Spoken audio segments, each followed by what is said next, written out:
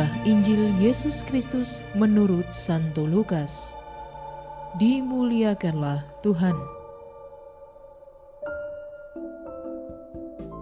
Pada suatu hari Sabat lain, Yesus masuk ke rumah ibadat lalu mengajar. Di situ ada seorang yang mati tangan kanannya. Ahli-ahli Taurat dan orang-orang Farisi mengamat-amati Yesus. Kalau-kalau ia menyembuhkan orang pada hari Sabat, supaya mereka dapat alasan untuk mempersalahkan dia. Tetapi ia mengetahui pikiran mereka, lalu berkata kepada orang yang mati tangannya itu, "Bangunlah dan berdirilah di tengah." Maka bangunlah orang itu dan berdiri. Lalu Yesus berkata kepada mereka, "Aku bertanya kepada kamu, manakah yang diperbolehkan pada hari Sabat? Berbuat baik atau berbuat jahat? Menyelamatkan nyawa orang atau membinasakannya?" Sesudah itu ia memandang keliling kepada mereka semua, lalu berkata kepada orang sakit itu, "Ulurkanlah tanganmu." Orang itu berbuat demikian dan sembuhlah tangannya. Maka meluaplah amarah mereka, lalu mereka berunding. Apakah yang akan mereka lakukan terhadap Yesus?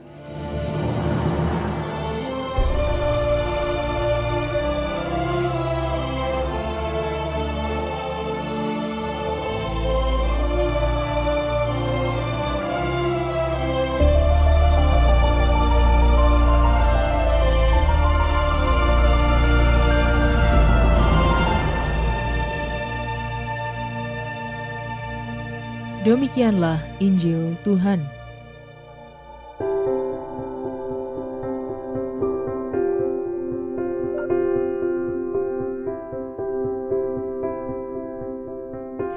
Keutamaan kebijaksanaan. Renungan oleh Frater Thomas Onggo, Okar. Umat Kristiani memiliki orang kudus yang terkenal dengan kecerdasannya, yaitu Santo Thomas Aquinas.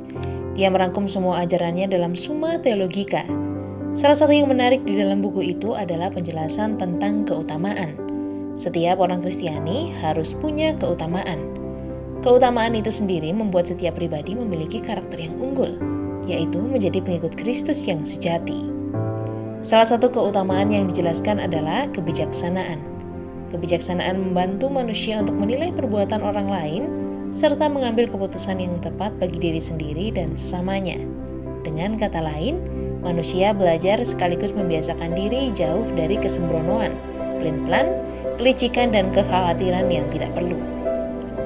Sikap yang paling berbahaya adalah kelicikan. Kalau hati seseorang dipenuhi dengan kelicikan, dia akan mencoba berbagai cara untuk menjatuhkan orang lain atau hanya memuaskan kepentingan pribadi. Sahabat Cafe Rohani, Injil hari ini memperlihatkan bagaimana Yesus mengajar semua orang untuk memiliki keutamaan kebijaksanaan.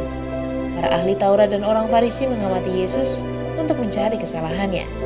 Padahal apa yang diperbuat oleh Yesus adalah sebuah kebaikan, bukan kejahatan. Sahabat Cafe Rohani, Injil ini menjadi sebuah bahan refleksi. Apakah kita sudah punya keutamaan ini? Apakah kita sudah melatihnya sehingga benar-benar melekat di dalam diri kita?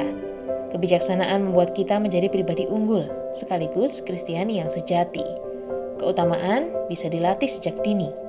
Marilah kita mulai membiasakan diri untuk menjadi orang yang bijaksana, bukan orang sembrono atau licik.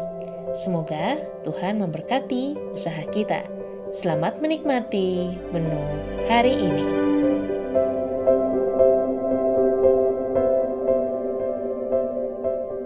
Renungan juga bisa Anda baca selengkapnya di Cafe Rohani edisi bulan ini.